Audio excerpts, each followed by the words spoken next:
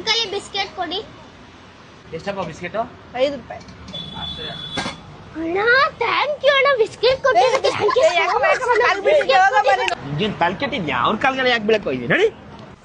ತಗೊಳ್ಳಿ ಬೈ, ಇದು ಸಾಕಾ ಚಿಕ್ಕದ? ಸಾಕು. ಎಷ್ಟು ಬೈ ಇದು?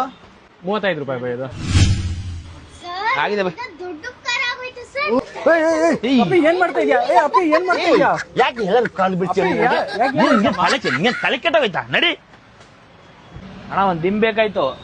ಯಾವ ತರ ಬೇಕಪ್ಪ? ನೋಡಪ್ಪ, ಒಂದ್ 150 200 ರೂಪಾಯಿದಿದೆ. ಇದೇ ಕೊಡೋಣ.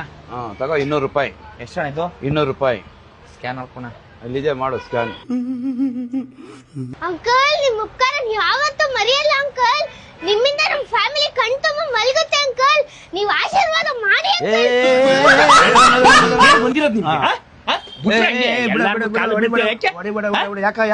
ಏನ್ ಹೊಡಿತೀವಿ ಬಿಡ, ಮಗ ಕಾಲಿ ಬಿದ್ರೆ ಏನಾಯ್ತು ನಿನಗೆ? ಅಲ್ಲಿ ಬೇಕ್ರಿಗೆ ಹೋದ್ರೆ ಅಲ್ಲೂ ಕಾಲು ಬೀಳ್ತಾಳೆ, ಇಲ್ಲಿ ಪೆವಿಕಿಕ್ ತಾಳಕ್ ಇಲ್ಲೂ ಕಾಲು ಬೀಳ್ತಾಳೆ, ಇಲ್ಲಿ ದಿಮ್ ತಾಳಕ್ ಬಂದು ಇಲ್ಲೂ ಕಾಲು ಬೀಳ್ತಾಳೆ. ಹೌದಾ? ಯಾಕಮ್ಮ ಎಲ್ಲರ ಕಾಲಿಗೂ ಬೀಳ್ತಾ ಇದೀಯ ನೀನು? ಯಾಕಂದ್ರೆ ಅವ್ರು ನಮ್ಗೆ ಬಿಸ್ಕೆಟ್ ಕೊಟ್ಟು ಉಪಕಾರ ಮಾಡಿದ್ರು, ಇವ್ರು ನಮ್ಗೆ ಫೆವಿಕಾಲ್ ಕೊಟ್ಟು ಉಪಕಾರ ಮಾಡಿದ್ರು, ನೀವ್ ನಮ್ಗೆ ದಿಮ್ ಕೊಟ್ಟು ಉಪಕಾರ ಮಾಡಿದ್ರಿ. ಅದಕ್ಕೆ ನಾವ್ ನಿಮ್ಗೆ ಋಣಿಯಾಗಿರ್ಬೇಕಲ್ವಾ? ಅಲ್ಲಮ್ಮ, ಅದ್ರ ಉಪ್ಪು ಖಾರ ಎಲ್ಲಮ್ಮ ಬಂತು. ನಿಮ್ಮ ಅಪ್ಪ ದುಡ್ಡು ಕೊಟ್ಟಿದ್ದಾರೆ, ಅವರೆಲ್ಲ ಕೊಟ್ಟಿದ್ದಾರೆ.